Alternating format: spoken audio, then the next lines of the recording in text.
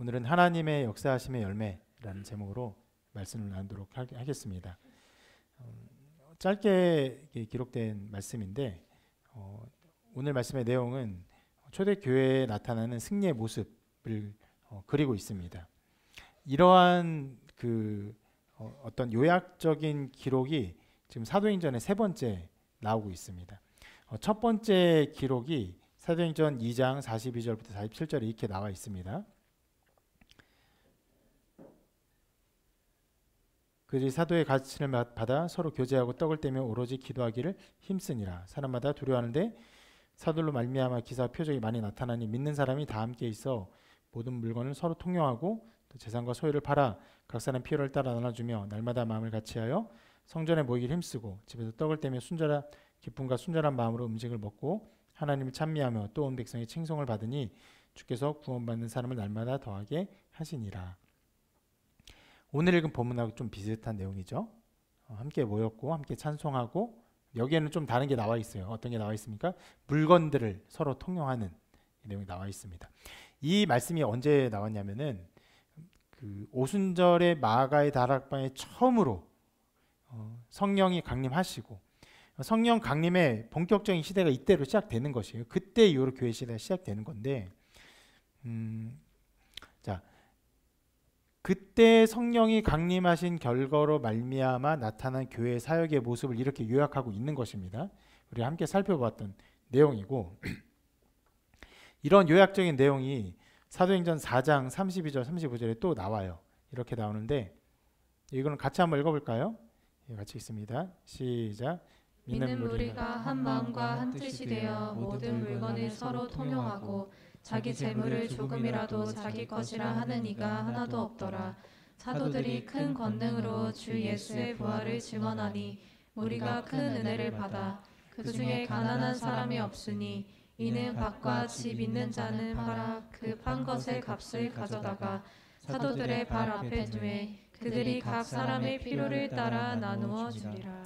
네, 이것도 얼마 전에 살펴본 내용인데 앞의 내용과 좀 굉장히 비슷하죠. 서로 다 팔아서 함께 통용하고 가난한 사람이 없고 하는 내용을 기록하고 있어요. 근데 이 말씀은 언제 나왔냐?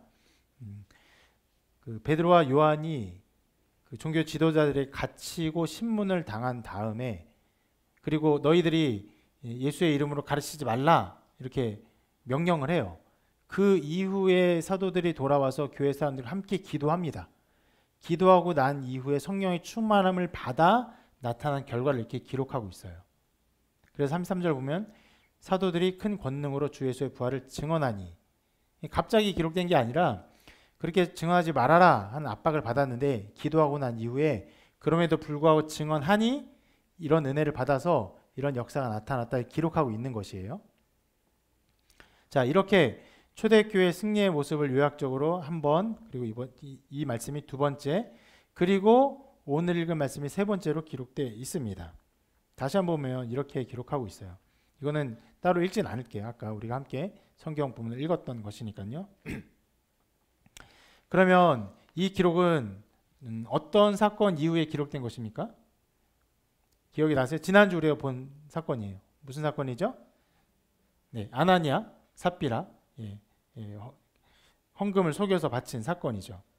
아나니아 삽비라가 하나님의 진노로 죽은 다음에 이 사건이 기록되어 있는 것입니다. 그래서 이 좀 흐름을 좀 이해하면 좋을 것 같은데 하나님의 엄청난 역사하심이 나타날 때마다 성령의 강림하심이 나타날 때마다 그것을 그리고 초대교회가 그로 말미암아 어떤 열매를 맺었다 그리고 있는 거예요. 처음에 오순절 성령 강림 사건, 그 다음에 핍박을 받는데 기도하면서 그들이 또 다시 한번 성령의 은혜를 받았을 때 그 열매. 그런데 여기는 조금 달라요. 아나니아 삽비라가 죽은 다음에 그리고 이 말씀을 기록하고 있는 것입니다. 그러면 지난주에 우리가 살펴봤던 아나니아 삽비라의 사건은 우리가 지난주에 보았지만 아나니아 삽비라가 헌금을 속여서 죽었기 때문에 하나님의 진노를 받아 죽었다라는 의미만 있는 것이 아니죠. 초대교회에 나타난 내부적인 부패의 문제예요. 내부적인 문제를 하나님이 어떻게 처리하시고 그들에게 강권적으로 보호를 허락하시는가를 보여주는 말씀입니다. 특별한 임재하심이었어요. 하나님의 특별한 능력의 역사였던 것입니다. 그래서 우리가 지난주 이 부분은 많이 강조하지 않았는데 지난 사건을 쭉 기록한 이후에 맨 끝에 이런 식으로 기록하고 있습니다. 온 교회와 이 일을 듣는 사람이 다 크게 두려워하니라. 수많은 사람이 교회에 모이고 있었어요. 수천 명의 사람이 단번에 모이고 정말 엄청난 일이 일어나고 있습니다. 예. 자기의 재산을 다 팔아서 재산이 교회에 엄청나게 모이고 그들이 서로 필요에 따라 나눠주는 새로운 공동체가 일어나고 있었어요. 그런데 거기에 거짓이 들어왔어요. 그러니까 하나님이 그를 죽이시고 남편과 아내를 한 명씩 죽이시고 사람들이 이 일을 듣고 그 안에서 하나님을 크게 두려워했다 라고 말을 하고 있는 것이에요. 그리고 오늘 말씀이 나온 것입니다. 하나님의 이 특별한 역사가 나온 다음에 하나님의 교회가 어떻게 성장하고 하나님의 교회에 하나님의 은혜로 말미암아 나타난 열매가 무엇인가, 이것들을 오늘 말씀이 길게 기록하고 있는 것입니다. 뭐 어떻게 보면 그렇게 길진 않죠. 그러나 요약적이지만 여러 가지 것들을 기록하고 있어요. 자, 그러면 오늘 말씀을 우리가 하나하나 좀 뜯어보면서 하나님의 역사하심으로 말미암아 초대교회에 나타난 그 일들, 하나님의 열매들, 이것이 무엇인가를 보고자 합니다.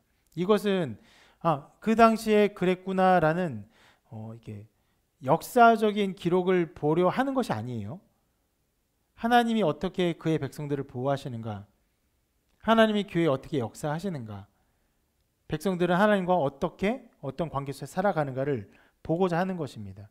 우리도 동일한 신앙생활을 하고 있기 때문에 우리가 어떻게 살아야 하며 하나님 우리를 어떻게 보호하신가를 이 말씀을 통해 또한 보고자 하는 것입니다.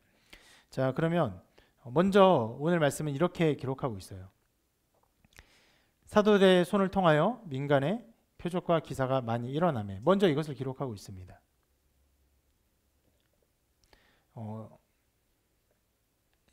표적과 기사라는 단어를 쓰고 있어요. 실은 굉장히 비슷한 단어입니다. 기적이에요. 기적을 말하는 것이에요. 기사가 기적을 말하는 것이에요. 표적은 뭘까요? 표적도 기적을 말하는 것은 맞아요. 근데 표적은 어떤 의미가 있냐면 어떤 무언가를 드러내기 위한 수단으로서의 기적을 말하는 것입니다. 그러면 사도들의 손을 통해서 무엇을 하나님이 드러내기를 원하셨는가? 그것은 사도들이 하나님이 보내신 사람들이라는 것을 드러내기 원했던 것이에요. 초대교회 굉장히 핍박과 압박이 많고 이제 예수님을 모르는 그런 상황 속에서 하나님이 사도들을 택하셨죠. 그들을 통해서 하나님의 역사가 나타나는 것을 보이시기 위해서 기적과 더 나아가 이들이 하나님의 보내신 사람인 것을 알기 위한 표적들을 보이신 것입니다. 오늘 말씀 끝에는 그들을 통해서 병 고치는 일들이 나오죠. 귀신 쫓는 일들이 나옵니다. 그런데 그 앞에는 뭐가 나왔습니까? 베드로가 아나니아 삽비라를 심판하는 내용이 나왔어요. 지난주에 본 것처럼 아나니아 너가 죽을 것이다 말하진 않았어요. 근데 죽었어요. 삽비라에게는 그런 말을 하죠. 너가 아나니아와 같은 상황이 될 것이다. 그리고 삽비라가 죽게 되죠. 이런 기적을 보이십니다.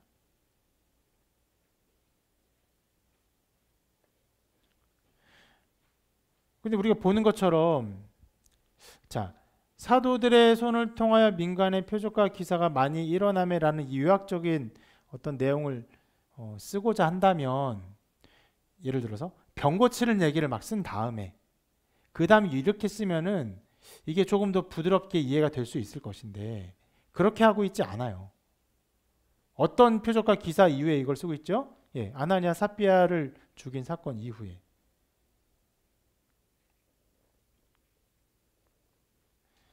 그 사건에 대한 어떻게 보면 해석의 한 부분입니다.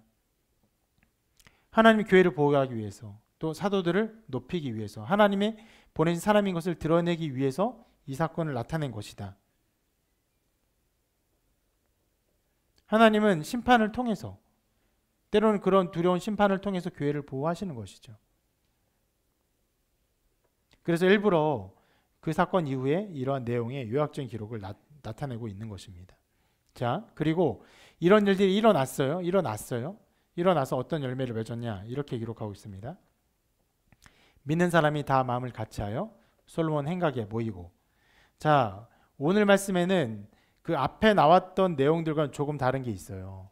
전에는 믿는 사람이 다 마음을 같이 하여 뭐 기도에 힘썼다든가 모이기를 힘썼다든가 아니면은 자기 필요를 그 자기의 소유를 팔았다든가 이런 내용이 나왔는데, 자, 구체적인 장소를 명시하고 있습니다.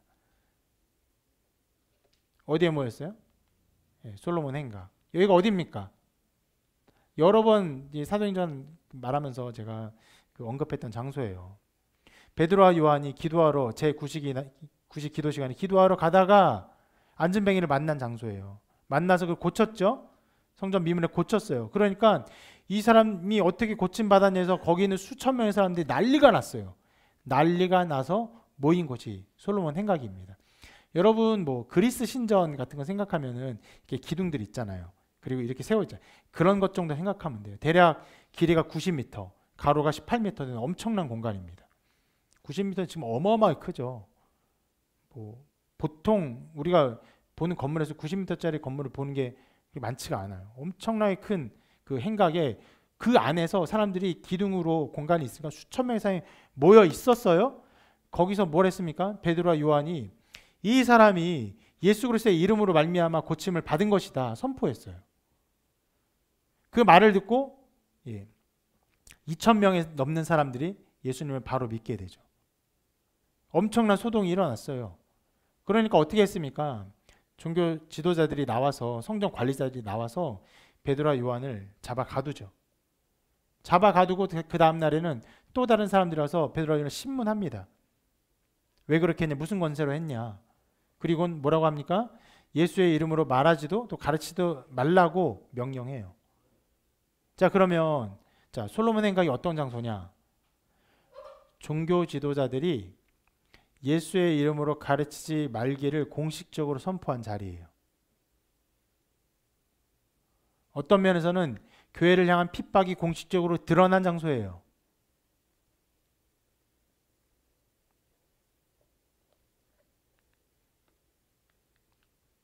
네, 이렇게 했어요.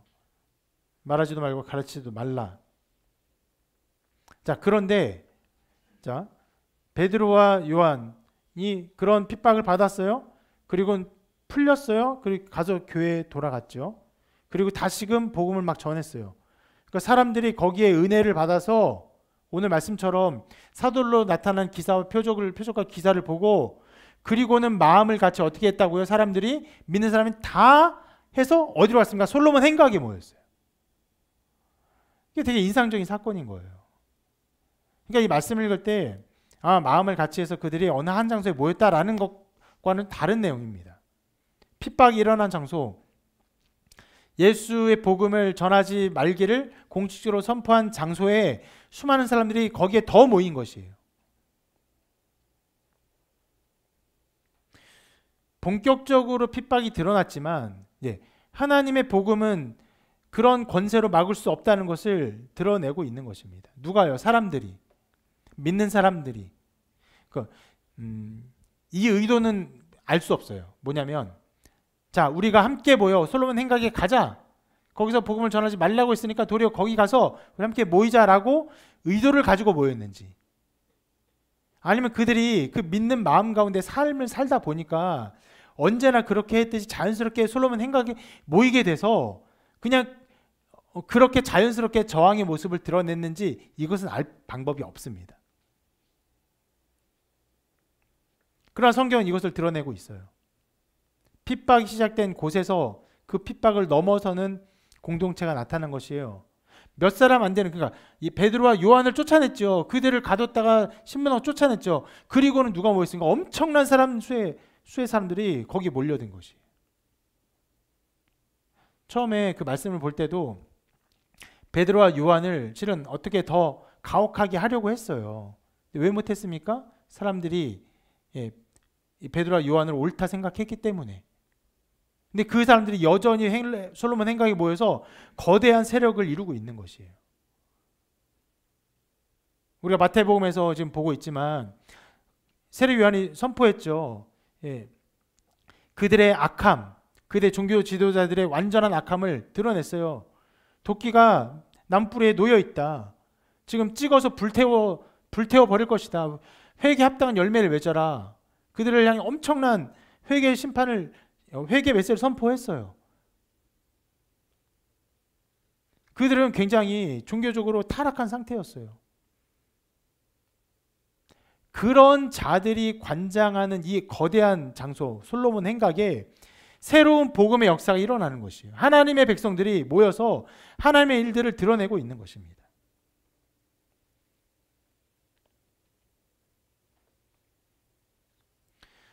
그들은 몇 명의 사도를 핍박했지만 복음의 역사는 거기서 그쳐지지 않고 도리어 이제는 감당할 수 없는 수많은 사람들이 와서 그 자리를 복음으로 메우고 있는 것이에요. 이러한 역사는요, 초대교회 이후로 지금까지 복음이 전해지는 모든 나라에서 일어났던 일입니다. 복음을 전하는 핍박이 없습니까? 있습니다. 지금도 저 먼 어느 나라들, 여러분 지금 전 세계가 굉장히 어떻게 보면 자국 우선주의, 우경화가 되고 있잖아요. 좀 우경화라고 말하면 좀 그런데 되게 보수적인 그 자국 민족주의가 굉장히 성행하고 있습니다. 그래서 어떤 일이 일어나면 전 세계 선교사님들이 완전히 다 쫓겨나고 있어요.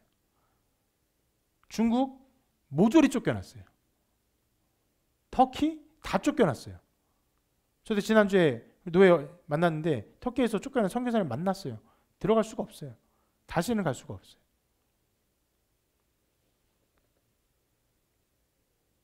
복음이 전해지는 모든 곳에 그런 일이 일어나요. 가정은 어떻습니까? 가정에서도 그런 일이 일어나죠. 지금은 자녀들을 더 존중하는 세대가 되어서 그런 일들이 덜하지만, 우리 부모님 세대, 혹은 저의 세대, 예수님 믿으면 가정에 쫓겨나고 매 맞고 하는 일들이 종종 있었어요. 그런데 언제나 그런 핍박이 있지만, 그래서 핍박 속에서 그 사람은 때로 약해집니다. 그 자리를 물러가기도 해요. 핍박하면 쫓겨나기도 하죠. 근데 거기 끝나지 않습니다. 쫓겨난 것 같지만, 물러난 것 같지만 다시금 수많은 사람들이 복음을 믿으러 그 자리를 채워요. 우리나라 처음 복음 전할 때 수많은 선교사님들이 이 한국 땅에 발을 디디지도 못하고 죽었어요. 배에 탄 채로 그냥 불타 죽었어요. 내렸는데 거기서 잡혀서 목 잘려 죽었어요. 그러나 더 많은 사람들이, 더 많은 하나님 백성들이 이 자리를 메우고 있는 것이죠.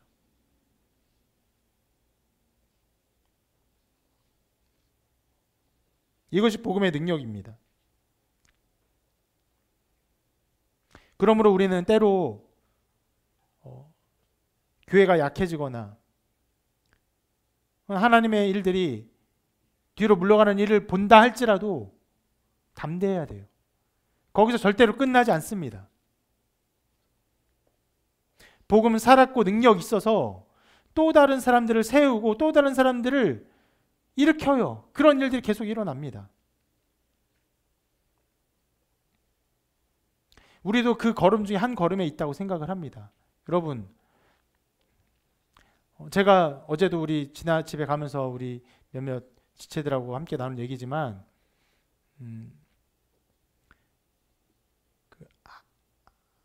한국의 봉고차는 교회들이 엄청 어떻게 보면 장악하다시피 다 샀거든요. 근데 현대자동차 스타렉스라는 자동차가 있어요. 봉고차가. 근데 그게 단종이 됐습니다. 단종이 되고 스타리아가 한 2년 전부터 나왔어요. 근데 여러분 잘 보세요. 스타렉스는 그 예전 버전 스타렉스는 교회에 붙은 그 스타렉스가 엄청나게 많아요. 근데 스타리아는 교회 이름 붙은 거 찾아보기가 어려워요. 왜 그래요? 그 2년 사이에 봉고차를 새로 구입할 만큼 교회가 성장하고 자란 교회가 거의 없는 거예요. 교회가 엄청난 쇠퇴를 일으켰어요. 우리 총회 주일헌금 관련된 공문이 총회에서 왔는데 1년 새에 4,500개 교회가 문을 닫았다고 해요. 우리 교단에.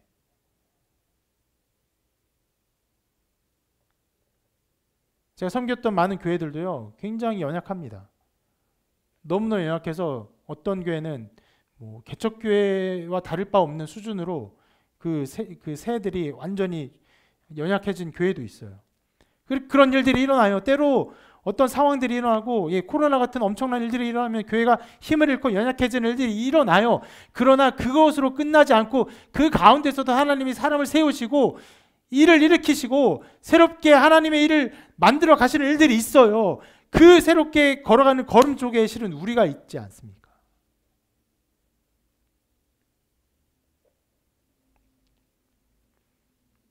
한 번도 저는 이 서울 한복판에서 이런 교회를 할 수 있으라는 상상도 못했어요. 제가 지방 있을 때도 어느 그런 카페 교회를 보면은 와, 너무너무 좋다, 너무너무 멋있다, 이런 교회를 내가 할 수 있으면 얼마나 좋은. 이거는 그냥 꿈 같은 바람이었어요.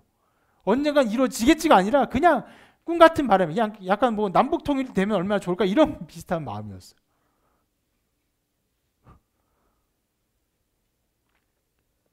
근데 어찌 우리의 걸음이 이렇게 걸어왔어요. 코로나 시대에 이곳에서 우리가 사역을 하고 있죠. 작은 교회가. 때로 지역 교회나 다른 교회 목사님들 만나서 우리 교회가 이렇게 운영되고 있습니다, 재정 상황이 이렇습니다, 굉장히 놀래요. 그 엄청난 비용을 어떻게 감당하냐고. 하나님이 그렇게 우리를 세우시는 일들이 있는 거예요. 실은 그런 면에서 우리는 두려움과 염려로 물러갈 사람들이 아니라 더 담대한 마음을 가지고 어떤 면은 더 큰 책임을 가지고 우리에게 주신 은혜에 대한 합당한 갚음을 하나님께 해야 하는 것입니다.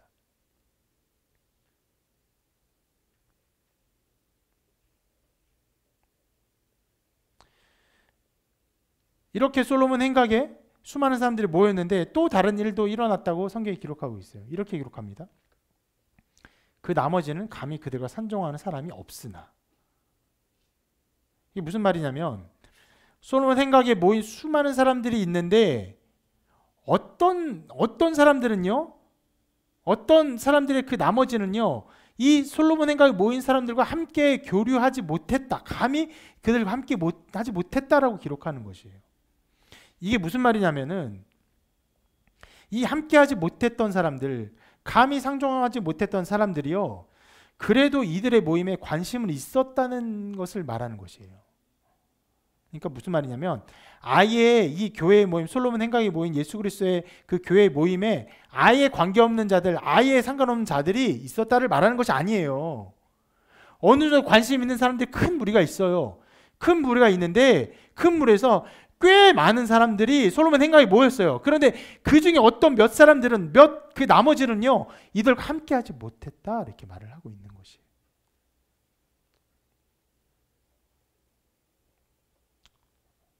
이 말씀은요, 하나님의 큰 일을 본 모든 사람이 하나님의 백성이 되는 것은 아니라는 것을 보여줍니다. 하나님의 일에 관심을 보이는 사람이라고 다 하나님의 사람이 아니에요. 하나님의 일에 호의를 가지는 것과 하나님의 백성이 되는 것은 다른 일입니다.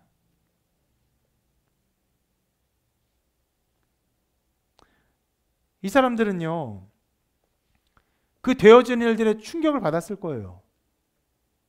병 고치는 일들, 우리가 본 것처럼 아나니 삽비라 죽은 일들, 심지어 그 되어지는 자신의 모든 소유를 다 팔아가지고 서로 공동의 소유를 사는 이 모든 일에 엄청나게 충격을 받았을 것입니다.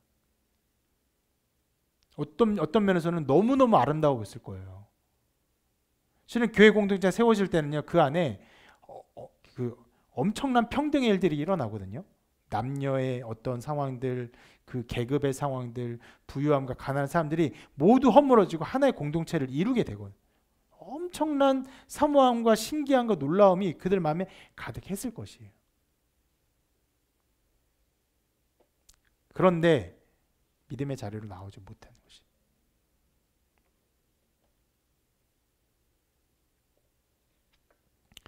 그 마음을 정확히 알 수는 없지만 여러 가지 생각해 볼 수 있어요. 종교 지도자들의 어떤 핍박을 두려워했을 수도 있어요. 아니면은 그 보이는 나타난 상황, 실은 이 모든 상황의 근원이 무엇입니까? 예수 그리스도의 죽으심과 부활이에요. 그 예수 그리스도의 죽으심과 부활을 믿는 모든 자에게 성령이 강림하셔서 그들이 생각지 않은 길을 걷게 하시는 거거든요. 근데 이런 것들을 보지 못한 거죠. 그 기쁜 것을 생각하지 못한 거예요. 그것을 믿지 못한 것이에요.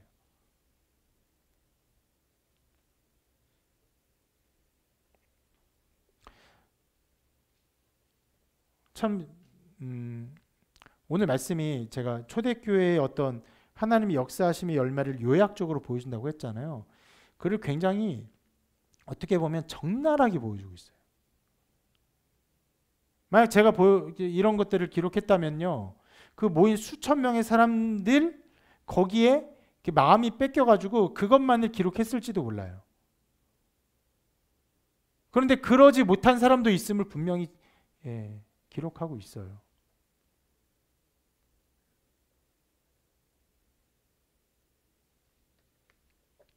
그리고 이 기록을 어떻게 기록하고 있습니까? 자, 어떤 사람들은 수많은 사람들이 어디로 갔습니까? 솔로몬 행각에 갔어요. 그것은 일종의 저항의 상징이에요. 핍박을 저항하는 어떤 태도예요. 어떤 면에서는 자기의 신앙을 공개적으로 드러내는 것입니다. 솔로몬 행각이라는 장소 자체가. 그러면서 거기 함께하지 못한 자들이 갈라지는 것입니다. 이게 여러분 그때만 아니라 교회에서도 언제나 일어나는 일이에요. 복음에 관심을 가진 사람들이 큰 무리 가운데 함께 있을 수 있습니다. 근데 그 삶을 살아가요. 근데 복음에 본격적으로 자기의 마음을 드러내는 일이 일어날 때 어떤 사람은 거기에 자기 마음을 내놔요. 자기 삶을 바쳐요. 헌신해요. 하나님의 영광 가운데 들어가요. 그런데 그렇지 않은 사람들이 있어요. 두려워해요. 염려해요. 걱정해요. 어떤 타협을 해요. 그러면서 뒤로 물러갑니다. 실은 굉장히 비슷한 자리에 있는 것 같지만 그렇지 않아요. 갈라져요. 갈라진 다음에 점점점 벌어집니다.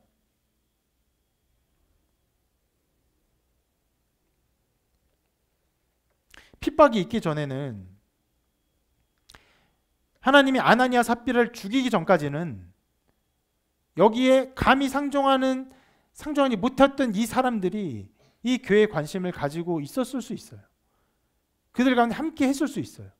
그러나 이 무서운 심판이 있은 이후로, 그리고 그로 인해서 사람들이 그 신앙을 더욱더 본격적으로 드러내는 일이 나타난 이후로 이들은 뒤로 물러가게 되는 것입니다.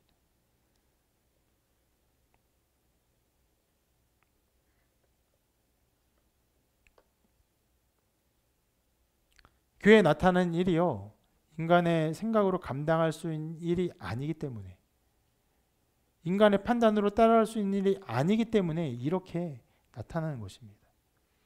여러분, 이것은 실은 현대 교회에서도 너무너무 적나라하게 나타나는 일입니다. 현대 교회에서 메시지를 선포할 때 이 메시지 안에 윤리적인 이야기,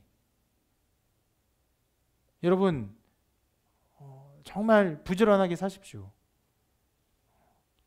자기를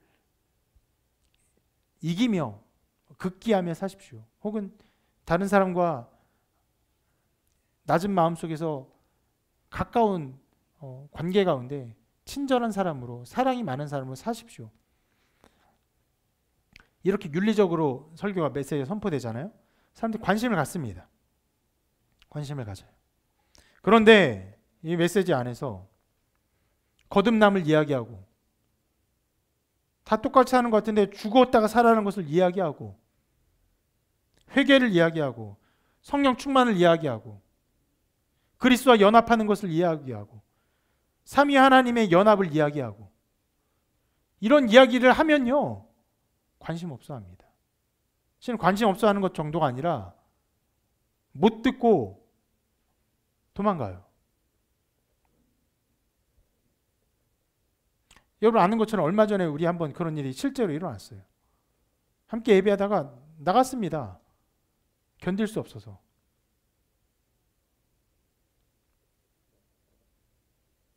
자기의 생각과 이해로 감당할 수 없는 일이기에 그런 일들이 일어나는 것입니다. 초대교회 역사, 예, 하나님의 일이에요. 하나님의 역사하심 나타났기 때문에 하나님의 백성들은 거기에 호응해요. 아까 우리 찬양 인도자가 인용했던 성경 구절 있죠. 하나님께 영광이요 땅에서는 하나님이 기뻐하신 사람들 중에 평화로다. 하나님의 역사가 일어나면요, 그게 누구의 평화가 되냐면 하나님이 기뻐한 하나님의 백성들에게는 평화가 돼요. 근데 하나님이 기뻐하지 않았던 하나님의 택한 백성이 아닌 사람들에게는 하나님의 역사가 일어나면 그것이 무엇이 됩니까? 평화가 아니라 검이 돼요. 심판이 돼요. 무서운 것이 돼요. 빛이 임하면 어둠이 물러가요. 어둠이 자기의 부끄러움을 드러내기 싫어 물러가게 되는 것입니다. 초대교회에 그런 역사가 있었다라는 것을 보여주고 있는 것입니다. 자, 그렇게 두 가지의 갈라지는 상황이 벌어지는 중에 또 이런 기록을 계속 남기고 있습니다. 백성이 칭송하더라. 자, 여기 나오는 백성은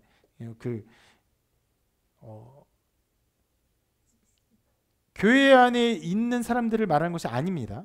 지금 그 앞에 말한 것은요, 교회 안에 어떤 큰 무리가 있었는데 큰 무리 중에 어떤 사람들은 행각이 보였고 어떤 사람들은 그렇게 하지 못하는 이제 갈라지는 것을 말했는데 그런 교회에 어떤 갈라지는 상황이 있었어요. 그런데 그럼에도 불구하고 모든 백성이 이 교회의 일을 아는 모든 백성이 이 일들을 칭송하고 있다라고 말하고 있는 것입니다.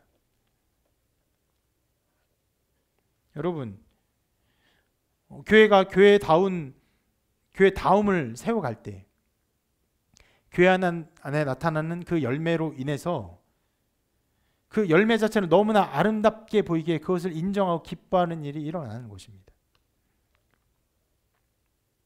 아까 말했던 것처럼 그 소유를 팔아서 서로 나누는 것은요, 어떤 면에서 보면 공산당 혁명 좀 비슷한 것이죠.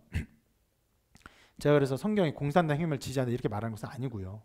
예, 당연히 그것도 아니고, 실은 공산당 혁명이 왜 있는 것입니까? 사람들의 어떤 삶의 체제에 부조리, 불편 이런 것들을 개선하고자 어떤 논리들을 제안하는 것이잖아요. 그런데 그런 어떤 제안과 연구로 나타난 일들이 아니라 하나님의 역사로 그들의 완전히 새로운 공동체가 일어난 것이에요. 그러니까 그것을 보고 칭송하지 않을 수 없는 상황이 되는 것이죠. 전에 보지도 못했고 전에 생각도 못했고 꿈도 꾸지 못했던 어마어마한 일들이 이 안에 나타나는 것이에요.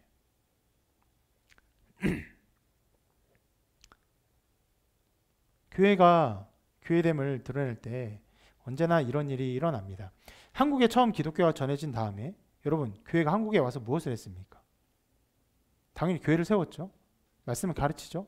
그것만 합니까? 그렇지 않죠. 학교를 세웁니다. 병원을 세워요. 그들의 연약함을 돌봐주려고 해요. 수많은 어떤 자선 단체를 세워요. 한국의 성장의 기반에는요, 이 교회로 말미암은 그런 헌신들, 그런 열매들 속에서의 이 성장이 있었던 것이에요. 바로 가까이 있는 서강대학교, 그보다 조금 먼 그 다음 가까운 연세대학교, 그 옆에 있는 이화여대, 다 어디가 세웁니까? 다 기독교 재단이 세운 거예요. 카톨릭이 세운 거고 교회가 다 세운 거예요. 선교사님이 세운 학교예요.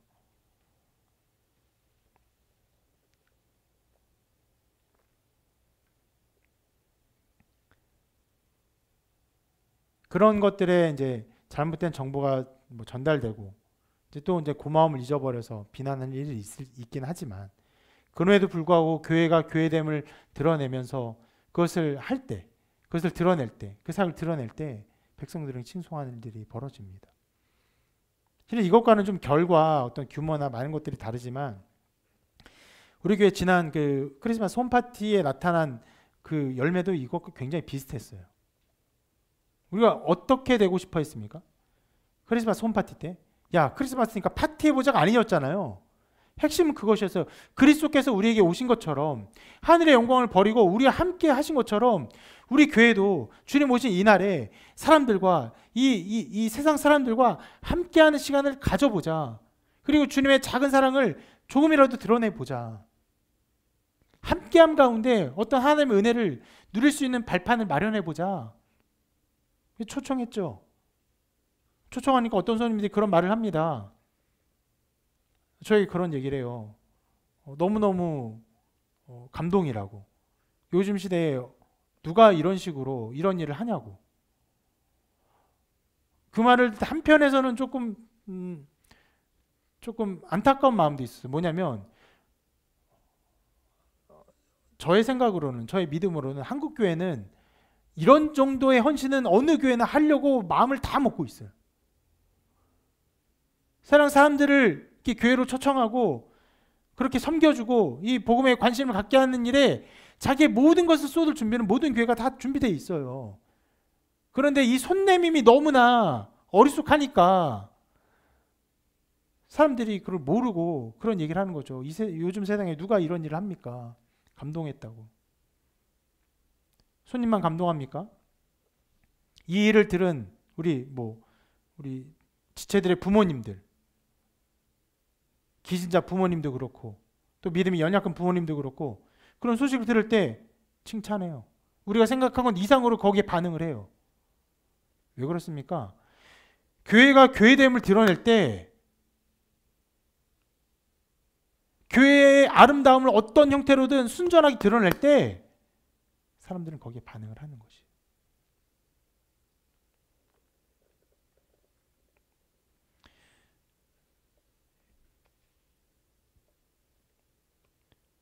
실은 그런 모든 어떤 피드백이라고 할까요?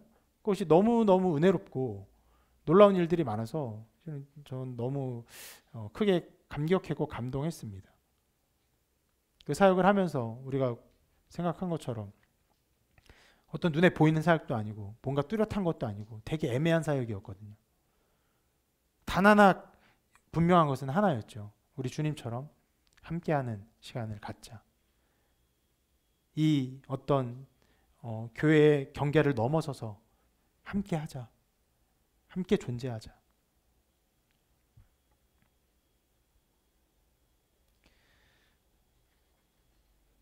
오늘 말씀에 나온 이 백성이 칭송하는 모습이 정말 우리 한국 교회 가운데 회복되기를 간절히 바랍니다. 비난과 혹은 오해, 혹은 무관심, 교회가 거기 있든 말든 아무도 관심 갖지 않는 그런 것이 아니라 그 교회로 인해서 사람들의 삶이 영향을 받고 새로운 이야기들이 만들어지고 그리고 예수님을 알게 되고 예수님의 진짜 마음과 사역을 알게 되고 하나님께 나오는 역사가 일어나기를 간절히 소망합니다. 그리고 말씀이 또 계속 이렇게 기록하고 있어요. 믿고 주께로 나오는 자가 더 많으니 남녀의 큰 무리더라. 자, 예수님께 나오는 자가 큰 무리가 있었고 어떤 사람 못 나왔다고 했잖아요. 그런데 믿고 주께로 나온 사람이 더 많다고 이것을 다시 한번 선명히 기록하고 있어요. 그런데 이 기록에 좀 특이한 부분이 있죠. 이런 기록입니다. 남녀의 큰 무리라는 표현이에요. 당시의 여자들은요, 실제적으로 사람으로 존중을 받지 못했죠. 투표권도 없었고 실은 재산권도 없었고 과부 같은 경우는 자기가 돈 벌 수 있는 경제적인 어떤 방법을 취할 그런 길도 없었습니다. 사람 수를 셀 때도 여자는 세지 않았죠. 굉장히 연약한 존재였는데 여기서는 자, 남녀의 큰 무리라고 굳이 기록을 하고 있어요. 이것은 교회가 남녀를 좀 더 평등하게 보고 있는 관점에서 기록한 것일 수도 있는데 자,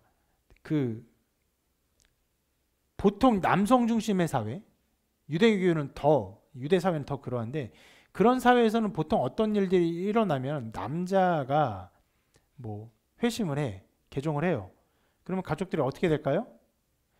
같이 오는 거죠. 한 가정이니까. 네, 남자가 온 것으로 말미암아 따라온 것처럼 기록하지 않고 남녀가 다 함께 나아오고 있음을 기록하고 있는 것이에요. 각 개별이 억지로 끌려온 것이 아니라 주체적인 판단 속에서 그들이 함께 주께로 나아오고 있다. 이것을 기록하고 있는 것입니다. 그리고 이제 오늘 볼 마지막 부분인데 자, 주께로 나오는 무리들을 기록하면서 15절 16절에 좀 길게 이렇게 기록하고 있습니다. 이 부분 같이 한번 읽어볼까요? 시작.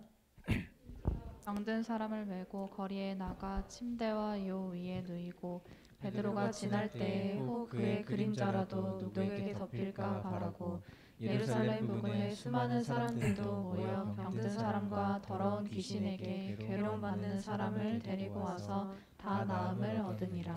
자, 수많은 사람들이 교회로 오고 또 주께로 나왔는데 이제는 병든 사람, 귀신 들린 사람들까지도 나왔다. 그리고 그들이 다 나음을 얻었다. 이런 것들을 기록하고 있습니다. 이것이 사도들로 말미암아 나타난 표적과 기사겠죠. 그런데 여기에 특이한 태도가 하나 있습니다. 이것인데 베드로가 지날 때 혹 그의 그림자라도 누구에게 덮일까 바라고. 그래서 어떻게 했다고요? 베드로가 이제 지나가는 길에다가 침대를 갖다 놓고 요를 갖다 놓고 병든 사람을 눕혀 놓은 거예요. 제 그림자 이제 오른쪽 오른 양쪽에 조명이 있는데 지나가다가 이 그림자가 그 환자를 지나가잖아요. 그럼 어떻게 된다고요? 그 환자가 나을까 해서 그 길에다가 환자를 어떻게 보면 쭉 늘어놓은 거예요. 그리고 어떻게 됐습니까? 그 사람들이 다 나음을 얻었어요. 자, 여기서 우리가 생각해 볼 것이 있어요. 베드로가 내가 지나가는데 내 그림자라도 누구에게 덮이면 다 나음을 얻을 것이니 환자들을 다 길에다가 널어놓도록 하여라. 데려다 놓도록 하여라. 이렇게 마음을 먹었을까요? 이런 말을 했을까요? 아니죠. 자, 이것이 누구의 바람입니까? 병든 사람들의 바람이에요. 병든 사람들도 그들을 데려온 어떤 보호자들이 바랬던 바람이었던 거예요. 베드로가 스스로 이런 식으로 생각했던 적은 없었어요. 병든 사람들이 그런 마음을 가지고 실은 되게 이상한 태도였어요. 되게 좀 과하죠.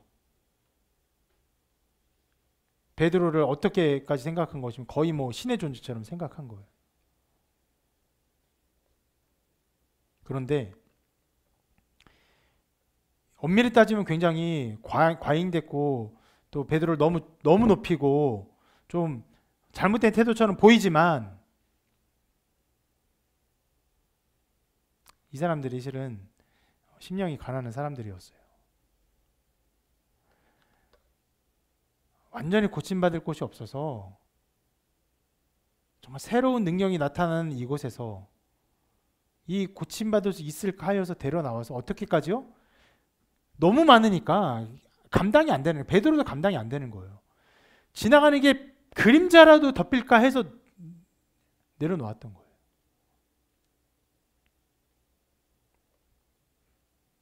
그들이 이 특이한 마음이 있었고 실은 굉장히 연약하고 깨진 마음이 있었는데 하나님께서 이들의 연약한 바람을 외면치 아니하셨고 그들의 믿음 위에서 하나님이 역사하셨습니다. 하나님은 그들의 믿음 위에서 사도들에게 놀라운 능력을 허락하셨고 사도들이 하나님의 사자로서 더욱더 높임받게 하셨어요. 자, 이 표적과 기사는 분명히 사도를 높이는 일이 있고 교회를 높이는 일이었어요. 그런데 어디에서 시작된 일입니까? 이 일은 그 연약한 자들의 마음과 바람 속에서 그들의 어떤 신앙 속에서 시작된 일이에요.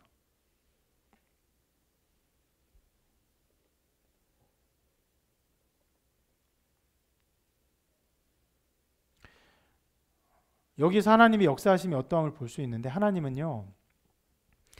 그 시대의 정신과 시대의 아픔과 함께 하십니다.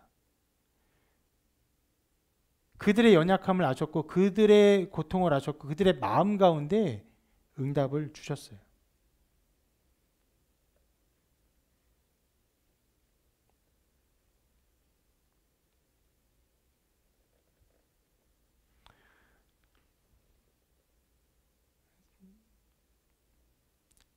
실은 병고침에 대한 것들을 좀 시대적으로 하나님의 역사를 가지고 이 시대와 함께 구분해서 여러 가지를 설명드릴 만한 좀 성경적인 내용들이 있긴 하지만 이거는 조금 학적인 얘기니까 뒤로 하고요.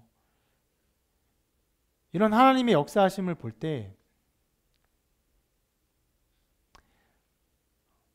지금 하나님이 어떻게 우리에게 역사하시는가를 생각해 보았습니다. 그런 것들 생각해 볼 때 하나님이 굉장히 우리를 공동체 안에서 이러한 역사 속에서 우리를 인도하신다는 것을 생각해 보게 되었어요. 무슨 말이냐면 어떤 일들은요, 제가 목회자지만 제 생각과 제 기대와 제 계획대로 되는 것이 아니에요. 종종 성도들의, 여러분들의 어떤 신앙, 여러분들의 헌신, 그것을 통해서 어떤 일들이 일어납니다. 저렇게까지 할 필요가 있는가? 저렇게까지 헌신할 필요가 있는가? 한편으로는 고맙지만 한편으로는 너무 과잉된 것 같고 너무 지나쳐 보일 때도 있어요. 그런데 그런 마음들을 통해서 하나님이 역사하시죠. 역사하셔서 이 교회 사역들을 이루어 가십니다. 그런 좀 지나친, 때로는 과잉된 그런 헌신들이 아니었으면요, 이 교회 사역들이 이루어지지 않았을 거예요. 오늘 말씀도 그렇죠. 이 연약한 자들의 이 과잉된 마음이 아니었으면요, 그런 신비한 병고침이 일어나지 않았겠죠. 어디서도 베드로가 그런 식으로 고친 적이 없어요. 내 그림자에 덮이기만 하면 다 나을 것이다, 이런 사유를 한 적이 없어요.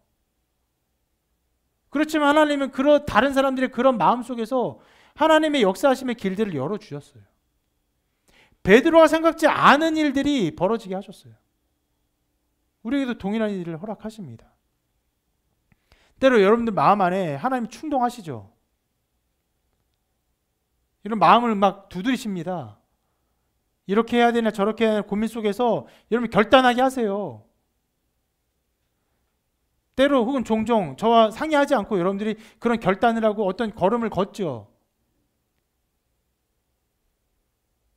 제가 볼 때도 무모해 보이고 제가 볼 때도 좀 과해 보일 때가 있죠. 그런데 하나님이 그런 믿음 속에서 하나님의 일들을 이루어 가시는 것이죠.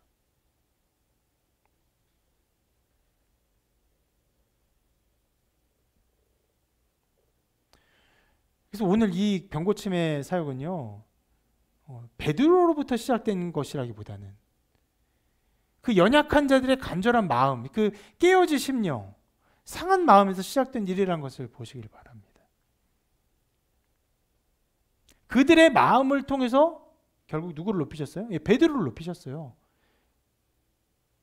주의 사자, 주의 사도임을 더욱더 높이셨어요. 그래서 이 강력한 권위 위에서 교회가 온전하게 그 사역들을 감당하게 하셨던 것입니다.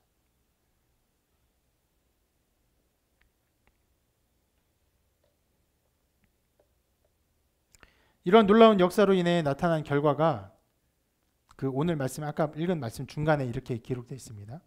이렇게 기록하고 있어요. 예루살렘 부근에 수많은 사람들도 모여라고 하고 있어요.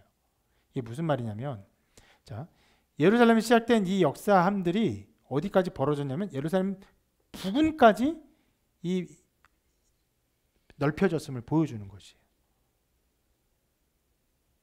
이것은 실은 지나칠 만한 문제가 아닙니다. 예수님께서 제자들에게 하신 예언이 성취되고 있음을 보여주는 것이에요. 주님이 승천하기 전에 이렇게 말씀하셨죠.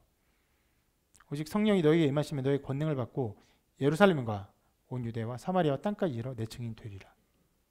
네, 복음이 넓혀져요. 예루살렘, 유대 지역, 사마리아, 땅 끝까지. 지금 넓혀지는 거예요. 무엇을 통해서요? 사도들을 통해서. 또 누구를 통해서요? 마음이 깨어지고 상한 심령을 가진 연약한 자들의 그런 신앙과 믿음 위에서. 솔로몬 행각에 모인 수많은 사람들의 그 믿음 위에서 하나님의 역사가 넓혀지고 있는 것입니다. 이것이 하나님의 역사하심의 열매예요. 하나님의 역사하심을 말미암아 사도가 그의 사역들을 감당하고 그의 백성들이 하나님의 일 가운데 함께 자기 마음을 표현하고 연약한 자들이 자기의 모든 마음을 내어놓고 새로운 놀라운 능력의 치유함의 역사들을 경험하고 복음의 확장들이 더욱더 일어나고 있는 것입니다. 제가 오늘 말씀을 읽으면서 처음에 말씀하면서 이것은 옛날의 기록을 말하는 것이 아닙니다. 하나님이 어떻게 역사하시는가, 우리는 하나님과 어떻게 관계하는가를 보여주는 말씀이라고 말씀을 드렸죠. 하나하나 말씀드리면서 이것들이 우리에게는 어떻게 나타나는가를 하나하나 이렇게 어떻게 보면 적용하여 말씀드렸습니다. 하나님 그렇게 역사하십니다. 우리에게 역사하세요. 저에게, 여러분에게, 그리고 점점점 이것이 번져나가고 퍼져나가게 하십니다. 그렇게 하실 것입니다.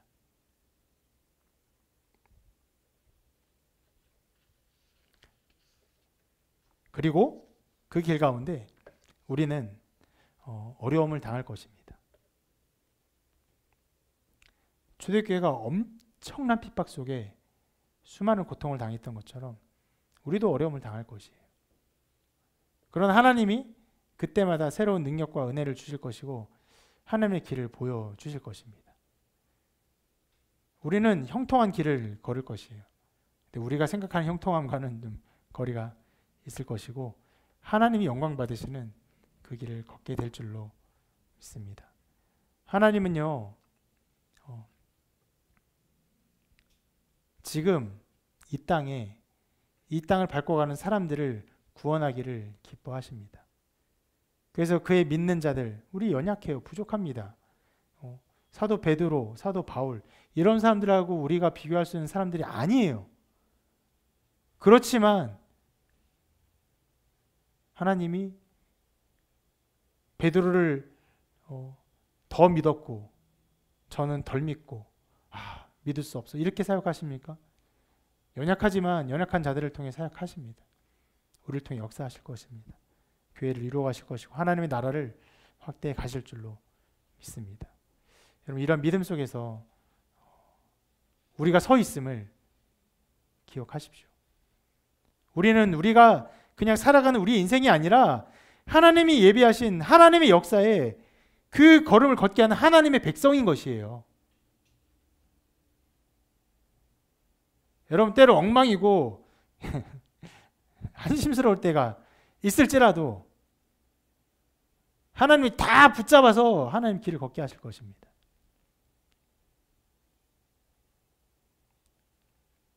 그러므로 하나님께 감사하며 그 길을 걸으며 하나님의 영광을 기대하시며 소망 가운데 살아가시기를 주님의 이름으로 축원합니다.